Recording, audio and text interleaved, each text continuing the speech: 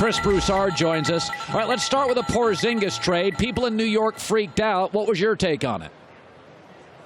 I think it was a great trade for both teams. You know, if you just look at it from a standpoint of how good are they today, yeah, you would freak out and say Dallas robbed them. But when you look at the big picture, you see it was great for both teams. Let's start with the Mavericks. Obviously, you got Porzingis, who will stay there long term. He knows, has a relationship with Luka Doncic. Dirk Nowitzki will obviously tell him about how great the franchise is. And those two are building blocks for a future contender. I also like Tim Hardaway Jr. because he can shoot the ball, and with those two drawing so much attention, he'll get a lot of open looks. From the Knicks' perspective, as you said, it's all about having the max cap space. Colin, there are people in the league who have told me weeks, months ago, long before they had the cap room to get two max guys, they think Kevin Durant is going to New York. There were people thinking Kyrie Irving might go there. Now they have the cap space for both of them, and I don't think Durant will go to New York by himself. But if he and Kyrie want to go, and look, the league can't do anything about it. There's going to be tampering galore going on with all these players. Kyrie's going to be talking with KD. KD's going to be talking with Jimmy Butler. Kyrie's going to be talking with Anthony Davis. They're all going to be talking, figuring out what they want to do. And the dream wish list for the Knicks is Kyrie Irving and Kevin Durant in New York. Let's talk about Kyrie Irving this morning. Release some audio saying, I don't give a blip. I don't know anybody anything. Where do you think that came from? Is he setting the Celtics up for an exit, perhaps? Well, that's a heck of a backtrack, isn't it, from what he said months ago about wanting to re-sign with the Celtics. He said he's going to do what's best for him. Again, these last few weeks, I'll even say since he had the conversation with LeBron, there has really been a lot of speculation, a lot of talk around the league from people saying he's not staying in Boston. And this is people close to the situation. He's not staying in Boston. I think if you listen to what he said today at the press conference, when they asked him, has your view changed from what you said months ago to now? He said, ask me July 1st. He didn't say, no, I still love it here. You know, we'll see. We got a long season left. Let's see what happens. He said, ask me July 1st. I'm doing what's best for me.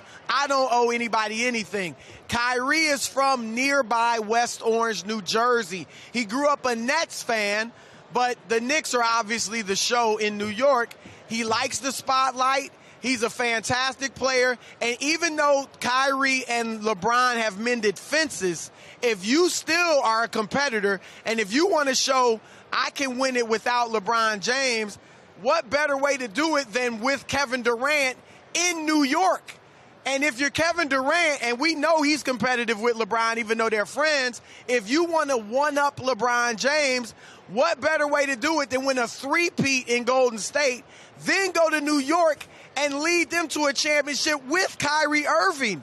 If he leads them to a championship in New York, Durant, I don't think he's as good a player as LeBron James, but he will certainly have a legacy or an accomplishments that surpass LeBron James if he can do that from a winning perspective. Yeah, remember the Knicks also can get a hold of one of those Duke players like Zion Williamson. They have Kevin Knox. So it's not like they don't have anything. They got a top pick, a young man they like. Now I want to shift into LeBron.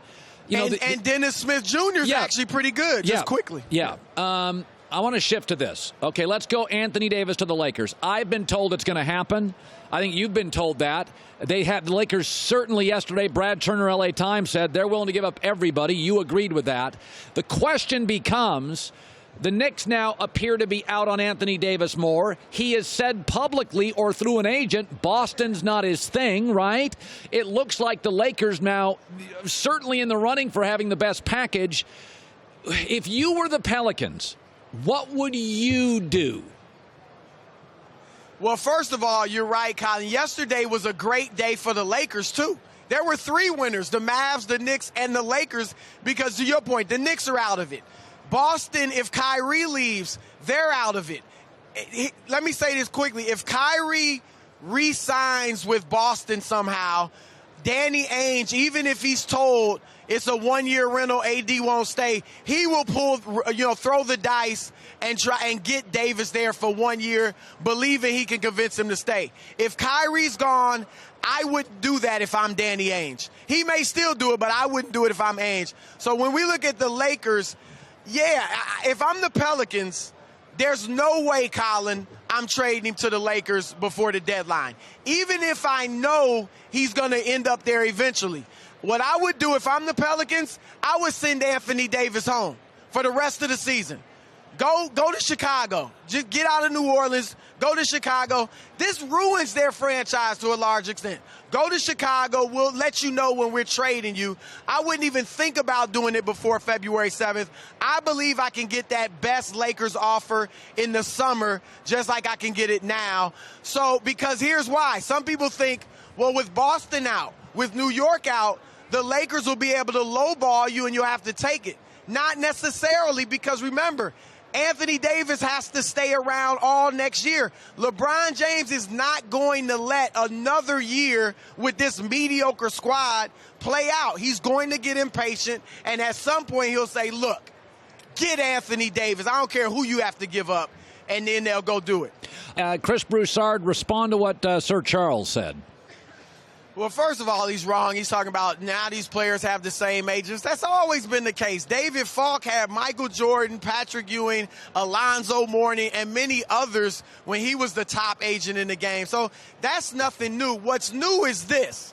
In 2010, LeBron James showed players how they can take control of their own destiny. That's what he did, and that's what this is. Now, instead of players leaving their destiny in the hands of the GM, the owner, and the other front office members, they are taking control of it themselves. Now, they have to be careful, because it doesn't work out for everybody. Dwight Howard ruined his career when he got eyes for every place else and left Orlando. Ruined it. Chris Paul, when he left New Orleans, went to the Clippers.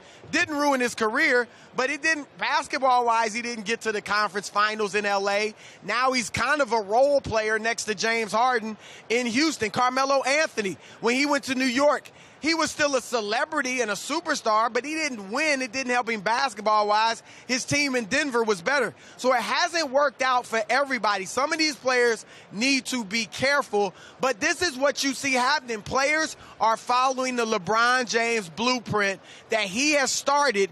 Kevin Durant actually did it better than LeBron and is on a better team in Golden State and winning. But this is what this is. Players are now seeing how the GM, I'm not going to let him send me wherever he wants to. I'm going to go where I want to. We can build teams. We know more about basketball than them, or just as much. So we can build these teams instead of letting them do it. Now, it may, whether you like it or not, that's the reality of the situation at this point. Yeah, well, you and I agree on this and always have. Great stuff. Chris Broussard, who is also a hell of a football guy. His favorite sport, good hooper, loved his football. You know, if you were just a little tougher, you could have played football and covered football. But, you know, you're a little soft. It got painful, Colin. The older I got, the more painful it got. Good seeing you. Hi, everybody. Thanks for watching. Subscribe here to get the latest from the show. Also, be sure to check out more of the best clips from The Herd or go watch a few segments from other shows on FS1.